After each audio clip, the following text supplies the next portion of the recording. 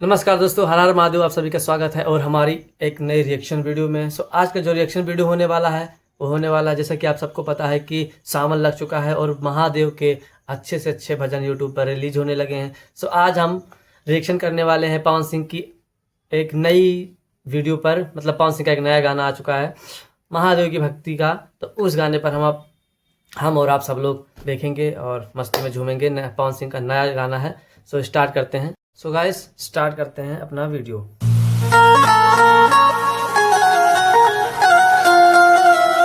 चांद लीलार पर चमकत नइखे, बासुकी बेसुध बने गंगाधर हजबिन गौरा के झर झर लोरवा ढारे।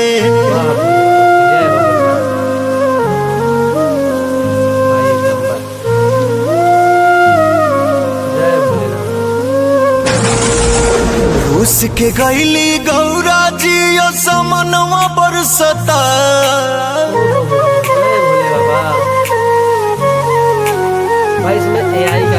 उसके गैली गौरा जी समनवा बरसता।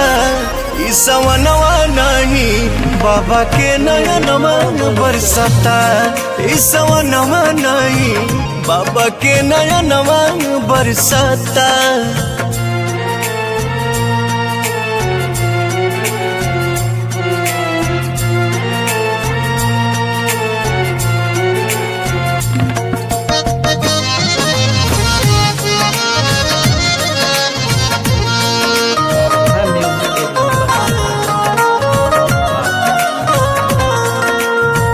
देवता आज सती के न पास बने हो, अखिया लोराइल बाबू 10 बने हो।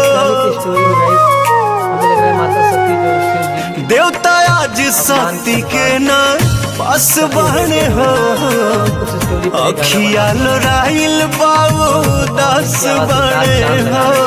10 दिशाया 14 हो भुवनवा बरसता। ई सवनवा नहीं बाबा के नयनवा बरसता, ई सवनवा नहीं बाबा के नयनवा बरसता।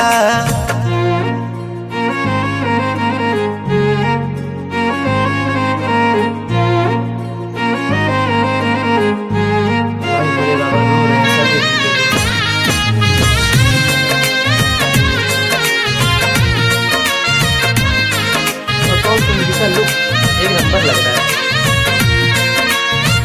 केहू करे वाला नइखे शिव के फिक्रिया, पी गईले हंस के हमनी खातिर जहरिया। केहू करे वाला नइखे शिव के फिक्रिया, पी गईले हंस के हमनी खातिर जहरिया। छोटुआ रोवे लागल अब पवनवा बरसता, ई सवनवा नहीं बाबा के नयनवा बरसता, ई सवनवा नहीं बाबा के नयनवा बरसता। हर हर महादेव, जय भोलेनाथ। दोस्तों, गाने के लिरिक्स जो हैं एक नंबर हैं, गाने का म्यूज़िक एक नंबर है। और एक बात और, ये गाना जो है बहुत ही अच्छा है। बाबा भोलेनाथ के जीवन पर आधारित ये गाना है, बहुत ही अच्छा है। पवन सिंह जी ने इसको गाया है और आप जानते हैं कि पवन सिंह की आवाज़ में कैसा जादू है। तो ये गाना एक नंबर लगा, म्यूज़िक एक नंबर लगा। इसका जो बैकग्राउंड था, जो वीडियो बैकग्राउंड में चल रहा है, अधिकतर इसमें AI का यूज़ हुआ है। अच्छा VFX भी यूज हुआ है और गाना एक नंबर का है। सभी को सावन की ढेर सारी शुभकामनाएं। पवन जी ऐसे ही आगे बढ़ते रहें और इस म्यूज़िक इंडस्ट्री में अपना नाम कमाते रहें। गाना एक नंबर है। और आप किस गाने पर अपना रिएक्शन चाहेंगे, किस गाने पर आपको रिएक्शन देखना है, आप कमेंट में ज़रूर बताएं। और इस गाने को हम 10 में से 10 नंबर देते हैं, क्योंकि इसमें पवन सिंह की आवाज़ है। उसके लिए पवन सिंह ने इस गाने को गाया है, वो भी सैड सॉन्ग के रूप में गाया है। तो ये सावन का पवन सिंह जी का पहला गाना है जो सैड सॉन्ग में है और अब तो जानते हैं पवन सिंह की आवाज़ में कैसा जादू है। सो गाइस, गाना एक नंबर है, एक नंबर इसकी लिरिक्स, वीडियोग्राफी, सारे कुछ एक नंबर। तो गाना टॉप लेवल का है। इस गाने को आप लोग ज़्यादा से ज़्यादा शेयर करिए, चैनल को लाइक करिए, वीडियो को सब्सक्राइब करिए। मैंने उल्टा बोल दिया है, इसका आप उल्टा करिए। आप चैनल को सब्सक्राइब करिए, वीडियो को लाइक करिए और कमेंट करके बताइए आपको पवन सिंह का ये गाना कैसा लगा। और जो जो पवन सिंह के फ़ैन हैं, चैनल को ज़रूर सब्सक्राइब करिए। Thank you. Har Har Mahadev.